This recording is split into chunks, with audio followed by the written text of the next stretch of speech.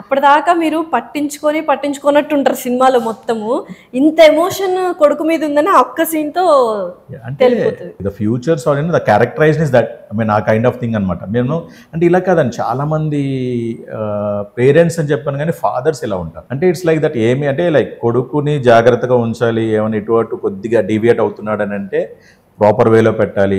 And at the same time అలా హార్ష్గా ఉన్నారని చెప్పి that doesn't mean that in affection లేదని కానీ లేదు మమకారం లేదని కాదు. అండ్ ఎస్పెషల్లీ ఏంటంటే ఈ ప్యాంపరింగ్ మామ్స్ వల్ల ఏమవుతుంది అని అంటే కొడుకు ఏం చేసినా అదే ఫాదర్కి చెప్పకూడదు, దాయడం అలా ఇప్పుడు ఆబ్వియస్లీ మీరు ఎక్కడో చూసాం. ఇప్పుడు ఈ ఫాదర్కి అసలు ఏం జరుగుతుందో ఇంట్లో తెలియదు.